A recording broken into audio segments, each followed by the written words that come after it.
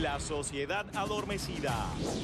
Mientras los asesinatos se suceden uno tras otro y los medios se hacen eco de una violencia inusitada, los argentinos parecen haber aceptado la inseguridad como moneda corriente.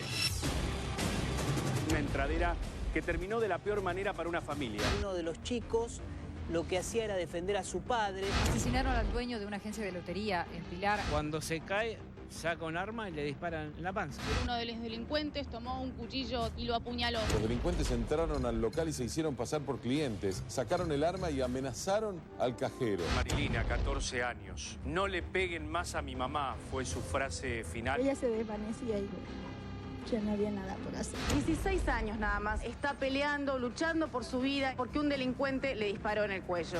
5 horas de terror para esta familia. Mi suegro estuvo hospitalizado, le quebraron un brazo. Se resistió a un robo estilo piraña a las trompadas. Asesinaron a un joven, tenía 22 años. Abrió la puerta y fue un reventón muy fuerte. Tienen la impunidad, pero armados hasta los dientes. Van a ser violentos. Todo el mundo amenazado. Escucharon 2 disparos muy seguidos y gritos de ayuda desesperados. Gritaban, me dispararon, ayuda por favor. Fue fusilado por la espalda. Bueno, diferentes casos de los últimos tiempos y un caso va tapando a otro. Bloomberg, ¿cómo le va? Buenas noches. Lo escucho, por favor. Bueno, yo creo que estamos en una situación que vivimos durante muchos años, que se negaba la cosa, digamos. Usted tenía un jefe de gabinete que le decía que esto era una sensación cuando teníamos muertos todos los días. Entonces, esta es la triste realidad que estamos viviendo. Entonces yo creo que, bueno, ahora es importante, de alguna manera, bueno, luchar contra ese flagelo que entró de la droga, que muchos de esos jóvenes están drogados, cometen estos delitos y delitos graves, donde matan a la gente impunemente, ¿no? Entonces yo creo que lo que se está haciendo ahora en la provincia, de alguna manera, llevar a los, digamos, a los policías que sacaron a la calle sin formar a ese curso de la Universidad de La Matanza. Y creo que hay muchas cosas que se deberían hacer, entre ellas tener un banco de ADN para toda la gente que pasa por la comisaría o está en la cárcel. Piense usted que en la provincia de Buenos Aires, dicho por la propia Procuración de la provincia, el año pasado tuvimos 720.000 hechos delictivos. De ellos, 595.000 fueron archivos sin investigar, el 92,5%. Esto es un disparate y hay una responsable. ¿Quién es la responsable? La doctora Falvo, que es la que manda a los fiscales. Entonces acá estamos en un tema muy grave que, bueno, hay que lucharlo. Mirta, buenas noches. ¿Qué tal? Buenas noches. ¿Cómo estás? Bueno, estos días parece que estalló la bomba con el tema del médico, ¿no? Pero si no hubiera sido el médico el que mataba al delincuente y hubiese sido el muerto, era otro caso más. Tal cual. Hubiéramos seguido sin debatir nada, cada tanto cuando pasa un caso así, que a veces dicen, ¿son casos bisagra? No son casos bisagra, pero todos están discutiendo porque fue el médico el que mató al delincuente, cuando todos los días son los delincuentes los que matan a las personas honestas. Ahora, a mí no me cabe ninguna duda y creo que no tendría que caberle dudas a nadie de que cuando alguien es asaltado, secuestrado, violado, todo lo que pueda pasar dentro de esos delitos es pura responsabilidad del delincuente, aún su propia muerte. Porque nosotros que lo hemos pasado y todas las personas que han pasado por situaciones límites de asaltos, la muerte de mi hijo, el secuestro del hijo de él, en ese momento, en ese segundo, no se sabe qué hacer, no se sabe cómo reaccionar. Y ahora pasa algo que no pasaba antes. Antes, cuando asaltaban a alguien y le decían, arriba las manos, dame lo que tenés, y la gente se los daba porque sabía que no iba a pasar otra cosa. Ahora, la violencia que hay, y cuando le dicen, dame el celular, ya pensás que te van a matar también. Sí. Y probablemente te maten. Secretario.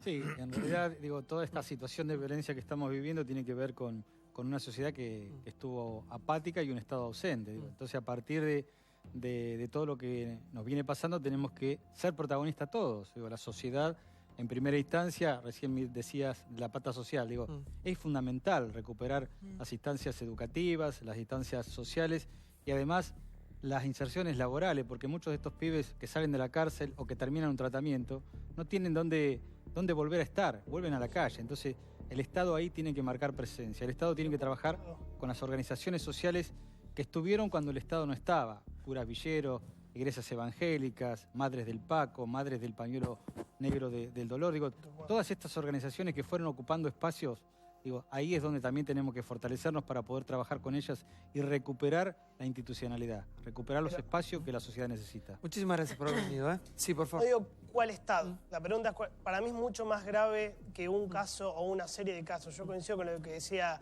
Mirta Pérez. Se rompió el contrato social. Entonces, mi sensación es como que sonamos. Porque el razonamiento de mucha gente es, el Estado no me cuida, yo pago una tonelada de impuestos, pago 21% IVA, 35% de ganancias, pago un fangote, me dejo la mitad de mi sueldo todo el tiempo, cada vez más droga, los servicios no son buenos, la policía no está en mi barrio, ya sea por corrupción o porque no alcanzan los patrulleros, por lo que sea. Entonces, ¿saben qué? Me voy a armar.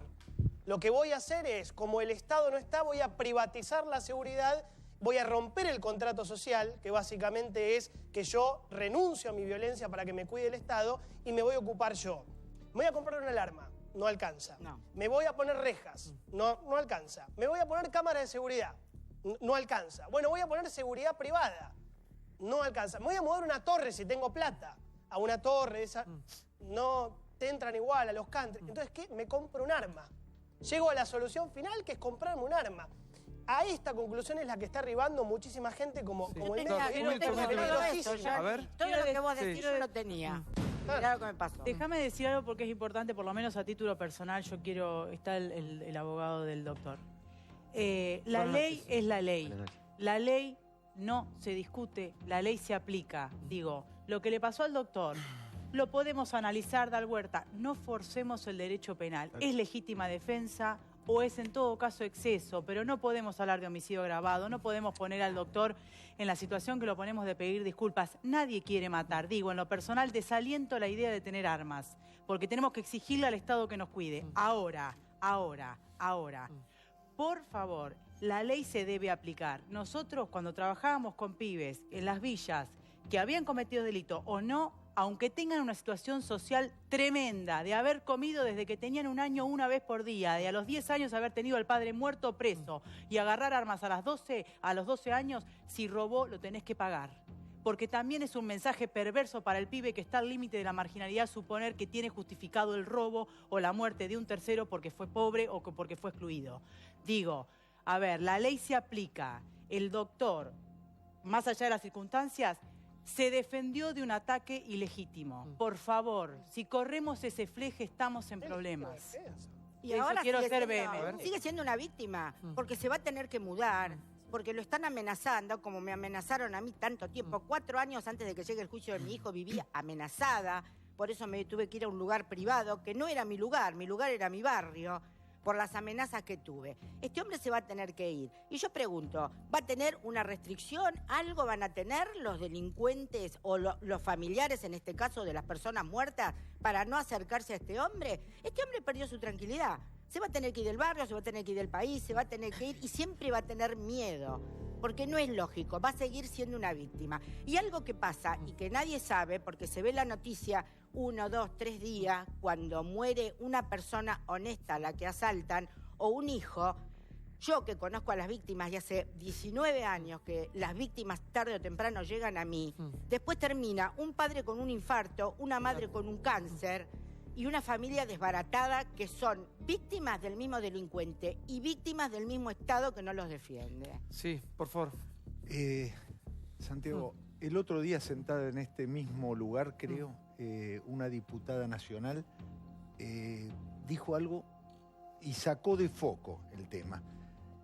Este es un caso de manual de legítima defensa. Acá hubo una agresión ilegítima.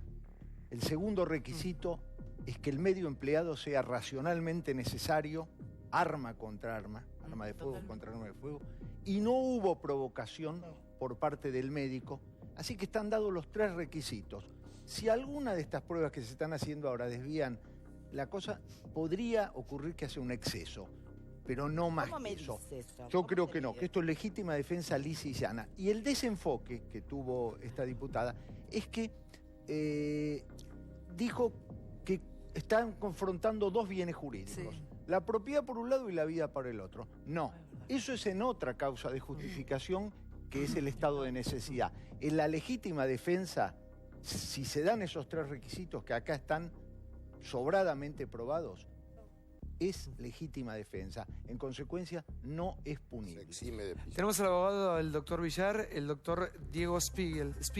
¿Cómo le va? Buenas noches. Buenas noches. Yo un poquitito estaba escuchando lo que venían diciendo ustedes y tomando la línea de algunas cuestiones de cada uno, lo primero que pensaba es, vos hablabas de una restricción.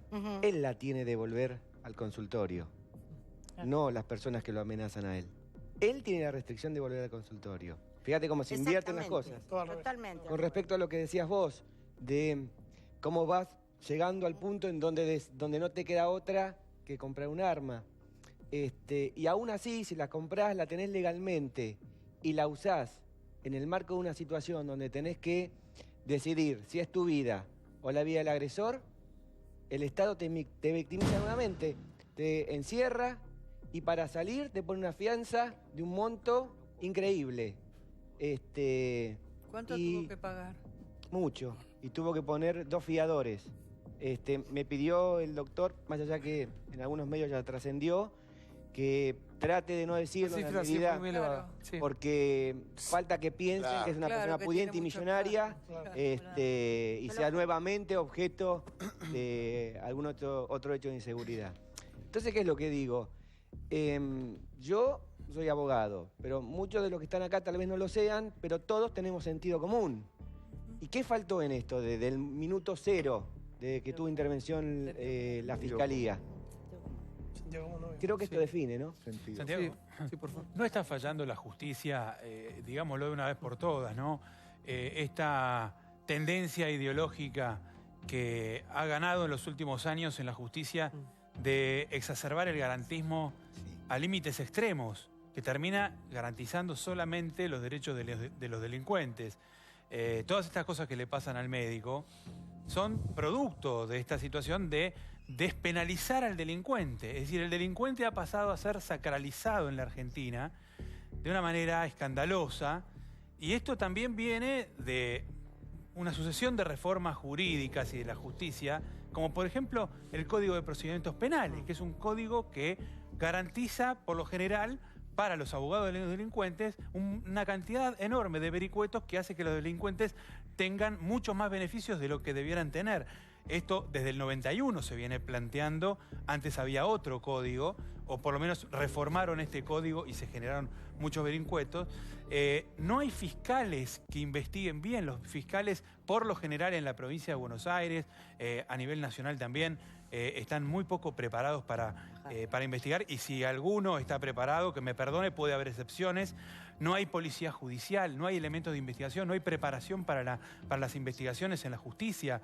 Es decir, hay muchas patas en la justicia que no funcionan y que garantizan la impunidad y permiten que esto siga sucediendo. Sí, Flor. No, y hay una cuestión cultural que me parece que es importante, digo, porque la ley se tiene que aplicar. Me parece que también tiene que ver con una cuestión de impunidad de muchos años, de corrupción, de la idea de que los concursos para jueces y fiscales pueden ser fácilmente manipulables, de que se resuelven los casos fáciles, por eso las cárceles están colapsadas de pobres y de ladrones de gallina, y sin embargo los que tienen cierta logística nunca llegan a prisión.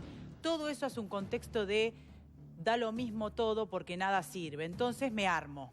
Y en esa circunstancia, digo, tomando lo que dice el doctor, hay requisitos para armarse, yo desaliento, siempre desaliento. Siempre, obviamente. Pero hay gente que se arma y que tiene requisitos para armarse.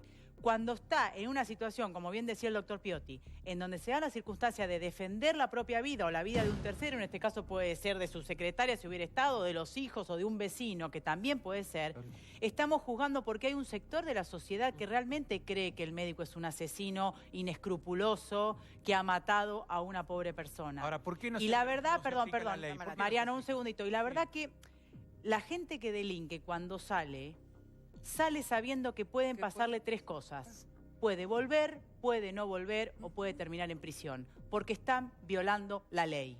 Lo que nosotros como argentinos y argentinas tenemos que saber es que no podemos discutir la ley, porque si no, no nos queda nada en donde agarrar. Lo comentaba el otro día. Me parece que acá hay dos discusiones en una. Un minuto, Mirta. Sí. Acá hay dos discusiones. Una es este hecho en particular. No cabe duda quién es la víctima y quién es el victimario. Pero otra también es qué pasa con el Estado, que ha abandonado a muchísimas personas que siguen haciendo hasta el día de hoy y están sujetas a cualquier tipo o vulnerables a estas realidades. Es decir, una persona llega a matar porque también hubo un Estado ausente. Es decir, porque cuando nació, vos lo decías hoy recién, lo primero que conoció en su vida fue a lo mejor un arma, no tuvo ni un plato de comida, no tuvo educación. Pero, hay chicos de 16 años que están institucionalizados, que mataron a 5 personas adentro de la villa donde vivían antes, y hay 4 que no tienen ni idea porque estaban pasados de Paco. ¿Los releva de su responsabilidad? No. Pero algo está pasando con nosotros como sociedad. Y acá me permito, sí, sacarnos a nosotros como la sociedad, porque la política lo que dice es, y bueno, la sociedad es nazi, la sociedad los quiere a todos muertos. No, nosotros votamos a responsables que tienen que solucionarnos los problemas porque esa es la democracia republicana que tenemos. Por lo tanto, acá hay una deuda de la clase política que hace 30 años tiene 10 millones de pobres estructurales. El Estado no es solo el gobierno. Yo coincido con vos que acá hay un gobierno que el anterior, un Estado como línea ejecutiva que no está ausente totalmente. Pero también en la justicia. Son los 3 poderes. Y yo recojo el guante de lo que decía Mariano para plantear una discusión profunda, sobre todo una corriente del derecho penal, llamarla zafaroniana, poner el nombre que vos quieras, que para mí, esto es subjetivo, no es información, le hizo mucho daño a la cultura del derecho porque priorizó más la defensa del victimario que la defensa de la víctima. Juez Piombo y juez Sal Yargués, discusión que tuvimos el año pasado. No voy a traer lo de Axel López porque ya lo discutimos muchas veces. No están más. Le bajaron, los echaron por juicio político. Le bajaron la condena al violador de un nene. ¿Por qué? Porque el abuso no fue gravemente ultrajante, lo suficientemente ultrajante. Porque el chico ya tenía una orientación sexual definida a los 6 años. Y porque ya había sido abusado por su padre previamente. Que me hace acordar mucho el fallo de Zaffaroni de que estaba la luz apagada y ya saben qué pasó. Entonces, hay toda una corriente del derecho penal que me parece que tenemos que empezar a revisar los abogados. Ideológico, es también guita que le dan. Yo lo que pensaba, ¿no? Cuando ella decía que nosotros también ahora salimos con esas 3 cuestiones. No sabemos si volvemos, no sabemos si nos matan o no sabemos si matamos en caso de que nos pueda pasar. ¿Qué sé yo? Es muy igualado para abajo. Claro, un ladrillo o cualquier cosa es un arma. Puede servir para hacer una casa y puede servir para matar también. Igual no es la idea, Mirta, matar a nadie. No, nadie sale. ¿Cómo vamos a salir con ganas de matar? Queremos vivir tranquilos. A eso me refiero. Entonces, cuando dicen que sí, los chicos entran 5 o 6 veces, o directamente el juez desde el patrullero, porque no pueden ir a las comisarías, le dice, no, llévenlo a la casa. En la casa no se sabe qué hace la madre, qué hace el padre. Ese chico a los 10 minutos está con un tramontina por ahí, matando a alguien. Entonces, yo me pregunto, y cuando lo escuchaba Johnny, yo tenía alarma, tenía rejas, no me sirvió de nada cuando entraba a mi casa, como no nos sirve a ninguno de nosotros. Entonces, hace unos cuantos, pero 19 años, cuando yo le decía a Mauro, a tu papá, Mauro, dentro de poco esto se va a llenar de víctimas, se fue llenando de víctimas. Entonces, ¿Saben lo que me dijo un día un político bastante importante?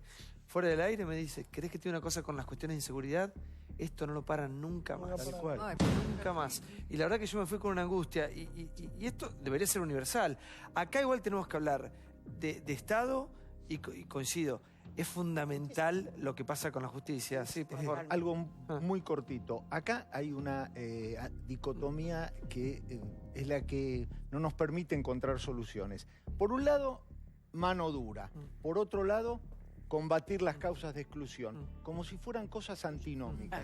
Hay que hacer las dos cosas, aplicar mano justa, pero severa, y combatir las causas de exclusión, asumiendo que si empezamos hoy a combatir las causas de exclusión, el resultado lo vamos a tener dentro de 2 generaciones. Tenemos un bache y ese bache, superarlo va a ser difícil.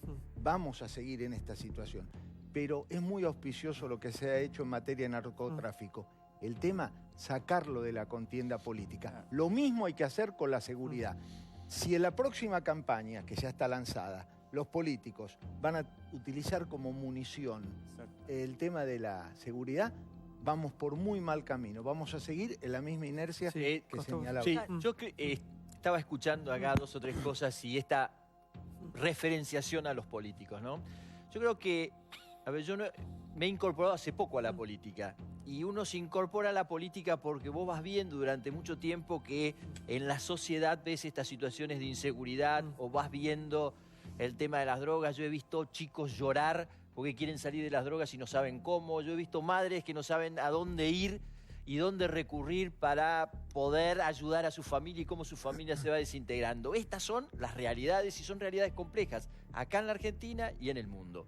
Ahora, los políticos vos decís, bueno, una decisión de este gobierno, de nuestro gobierno, que dijo, este es un problema, vamos a poner recursos, vamos a poner, vamos a hacer inversiones, vamos a capacitar, vamos a poner en la frontera, vamos a ir atacando. Ahora, cuando vos como político te das vuelta y decís, a ver, ¿con qué instrumento del Estado yo dispongo? Y ahí tenemos un problema. A pesar de que nuestro Estado ha crecido al doble, vos te encontrás en los diferentes estamentos con que no tenés instrumentos o no tenés o no hay las habilidades o las capacidades, o no tienen las actitudes, o estamos desorganizados o hay corrupción. Entonces, ya sea en un municipio para que haga la contención social, en un municipio para que realice las actividades deportivas, o en una provincia para que haga los trabajos de inteligencia en la policía, o para desalentar el consumo, vos te encontrás que no tenemos Estado. Bueno, igual yo creo, entonces esto lo que también... yo te quiero decir es... Sí.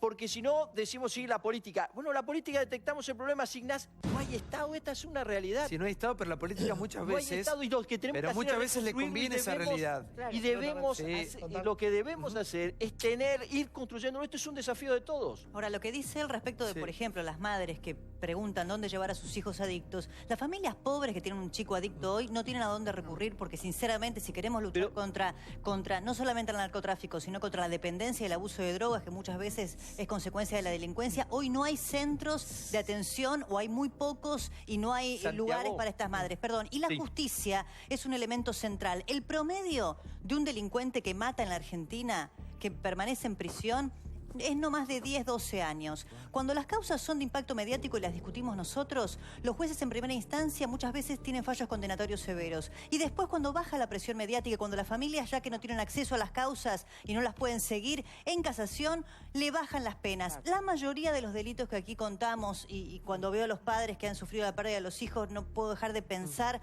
que esos delincuentes, muchos eran reincidentes y fueron beneficiados por los jueces con salidas anticipadas. A ver. Sí, Aldo, un minuto con Aldo, que Aldo, la pasaste muy mal, Aldo. No sé si querés contar tu caso. Sí, no, bueno, en mi caso. Lo que te pasó. Pero va en camino de lo que decía la señora que perdió al hijo, ¿no? Y yo tuve un caso muy extremo de violencia, tuve que abandonar mi casa hace 20 años con toda mi familia. Pero hay 2 cosas que quiero plantear. Desde lo político, es muy bueno que esto sea una política de Estado. Que cualquiera sea el partido o el gobierno que esté en el turno, esto se respete. Y no me gustan cosas que pasaron hace 1 año, 2 años, cuando, no quiero dar nombres, no quiero entrar en esa discusión, pero algún dirigente o dirigenta femenino o masculino acusó, por ejemplo, al socialismo de Santa Fe de estar involucrado en el narcotráfico. Cuando estalló Rosario, yo no soy socialista, dije, es injusto, porque el problema de la droga, del narcotráfico, penetra en todos los gobiernos, no es en uno solo. Porque si no, mañana le voy a echar la culpa a Mauricio Macri de que hay droga en tal lado, o a la Vidal, o a Lipsi, o a Schiaretti en Córdoba. No es así. Yo creo que el problema del narcotráfico y la violencia es en contra del modelo político. Ahora, seguramente que debe haber infiltrados en la política. El problema del narcotráfico está perforando la sociedad. En las villas de emergencia de las grandes ciudades, un problema terrible lo del narcotráfico. Los chicos que son captados por el narcotráfico ganan 10 veces más que el que se levanta todas las mañanas y va a trabajar normalmente, con lo cual el ejemplo no cunde.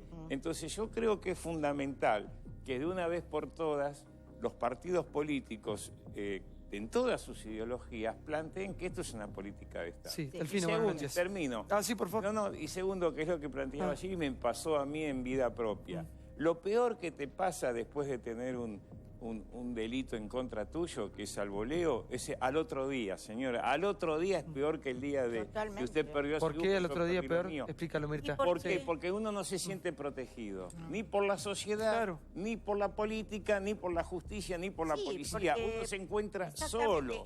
Y los delincuentes le pasan por al lado. Exactamente. Y uno ya tiene que cambiar la vida. 2 veces te matan. Sí, mucho tiempo con la paranoia de ir en el auto y con 2, 3 personas en otro auto y te corre un frío por todo el cuerpo y no podés estar en la oscuridad y tenés miedo por tus hijos. A mí me costó un montón vencer el hecho de que mis otros 2 hijos puedan salir solos, de dejarlos vivir, de dejarlos respirar, con todo el miedo que eso implicaba, porque si no tenía que tenerlos en una cajita de cristal por si les pasaba algo. Eso me pasa a mí, me pasa con los chicos, le pasa a todas las personas que pasamos por situaciones espantosas como esta. Y me pasa ver a mis hijos, mi hija de 25 y mi hijo de 29, y no poder saber cómo sería Santi ahora a los 27, porque tenía 8. De hecho, hoy Villar... Por favor, sí, Delfino, buenas noches. No, buenas noches. Hablando un poco del rol de la política, el Estado, el gobierno, hay que marcar que venimos de muchos años donde gran parte de los problemas se escondía bajo de la alfombra. Como mencionaban antes, decían que la inseguridad era una sensación, decíamos que los números de la pobreza era estigmatizar a los pobres, y el problema que llevaba a eso era que no nos ocupábamos. Hoy el gobierno no es que lo toma ahora cuando aflora el problema, lo toma al momento de anunciar las medidas y cuáles iban a ser los ejes principales. Y hay que mencionar que el plan que lanzó el presidente Mauricio Macri en contra del narcotráfico, con gran parte de la oposición, con consenso de la Corte Suprema, hay que marcar lo que está sufriendo la gobernadora María Eugenia Vidal, llevando adelante una lucha muy grande en la provincia de Buenos Aires con respecto a meterse con las mafias, con las cajas que nunca antes nadie se había metido. Le giró 1.000 millones a todos los municipios de todos los colores políticos, porque no solamente a los municipios que tienen una afinidad, sino 1.000 millones de pesos para luchar contra la inseguridad. No igual voy a tomar algo que dijeron acá. Ya creo que la sociedad nos cansamos de los eslogans de campaña con respecto al hecho de la inseguridad. Vidal estuvo el otro día acá y no prometió soluciones mágicas, dijo la cosa está complicada, va a continuar así, es a muy largo plazo, cosa que me pareció bien blanquear una situación que todos conocemos, porque después el relato puede venir de un lado o del otro. La realidad de la calle, que todo el mundo vive todos los días, la vemos y sigue corriendo sangre. Sí, por favor. Santiago, yo vivo en Hurlingham, vivo en el conurbano bonaerense, camino a las calles y sabemos que la situación vivimos en un momento muy difícil y que en 8 meses no se va a cambiar una situación estructural que tiene un problema en nuestra Argentina. Pero nosotros lo reconocemos, no decimos que es una sensación. ¿Y eso se va a solucionar exclusivamente con más recursos para seguridad? No, el problema es de fondo. Necesitamos mejorar la educación, necesitamos tener más infraestructura, necesitamos tener trabajo de calidad. Eso, el presidente Macri va a ser el primer presidente de una larga lista de presidentes que enderece el rumbo de la Argentina. No se va a hacer de un día para el otro. Sí, Flor. No, creo que es así y celebro también lo que decíamos, ¿no? Que más allá de las diferencias, que yo como perteneciente de un partido político de la oposición también, estemos en ese lugar en donde queramos que a la gobernadora le vaya bien, que al presidente le vaya bien, fuimos los primeros que firmamos, porque me parece que es la única forma de salir. Digo, cuando nosotros hablamos acá muchas veces nos quedamos como en un microclima. Yo siempre pongo el ejemplo, ¿viste? El que se levanta a las 5 de la mañana y se toma un bondi en Sarandí y no llega a fin de mes y vinieron 5.000 pesos de luz y 40.000 pesos de gas. Entonces digo, hay toda una situación de una sociedad silenciosa que labura, que pone el hombro, que sigue creyendo, que críe pibes, que apuesta. Entonces que a esos hay que mirarlos a la cara. ¿Y sabés por qué creo y celebro también que la gobernadora haya sido honesta en que esto va a llevar mucho tiempo, como dijo el doctor Piotti? Porque siempre hablar de seguridad es piantavotos, porque vos no podés garantizar el resultado. La política usa esto y necesita esto. A ver, la parte oscura de la política que tiene que explicarnos a todos nosotros qué hizo durante estos años de democracia. Porque es verdad que nosotros tenemos que ser críticos como ciudadanos en eso. Porque lo peor que nos puede pasar a nosotros, y ahora me corro a la militante política como mamá de 2 nenas que estoy criando en esta patria a la que amo, es que nos desalentemos y pensemos que está todo podrido mal, porque si no, no nos queda armarnos y pensar que está, ¿viste? Entonces digo, hay que buscar la parte de esperanza, tenemos un gobierno que lo ha votado el pueblo, le vamos a poner el ojo para que cumpla lo que dice, porque también vino con un cambio y tiene un bagaje muy importante. Vamos a acompañar para que sea todo lo mejor. Y vamos a aislar de instituyente, como dice siempre Sergio, porque en realidad parece un eslogan, parece una pavada, pero es importante que avancemos y que si bajamos en 0,1 punto la tasa de criminalidad, son 10, 20 vidas que salvamos. Digo, no es menor. Sí, porque pasa algo, cuando se detiene un delincuente por determinado hecho, ese delincuente no cometió eso. Ese delincuente todos los días, 8 horas por día o 4 horas por día, se dedica a hacer eso. Así que imagínense la cantidad de gente que secuestran, que roban o que incluso deben matar. Calculen, ese delincuente 4 horas por día, todos los días. Y además, hay algo que a lo mejor nos puede servir a todos como ejemplo, a lo mejor alguien lo toma. Cuando yo era diputada y estaba en la Comisión de Legislación Penal y en la Seguridad Interior, un día vino a la comisión el secretario de Seguridad de Chile y un carabinero de Chile, que ahora era muy respetada la institución de la policía en Chile. Y ellos contaban que ellos tenían planes en seguridad de corto, mediano y largo plazo. Y que cambiara el gobierno que cambiase, iba a seguir siendo ese mismo plan de seguridad, esa política de seguridad. Y acá no se puede ir a los ponchazos. Realmente tiene que ser algo que sea corto, mediano y largo plazo. ¿Sabes por qué? Perdón por el pesimismo o realismo, no sé. ¿Por qué yo creo que es imposible que sea a mediano plazo ni siquiera?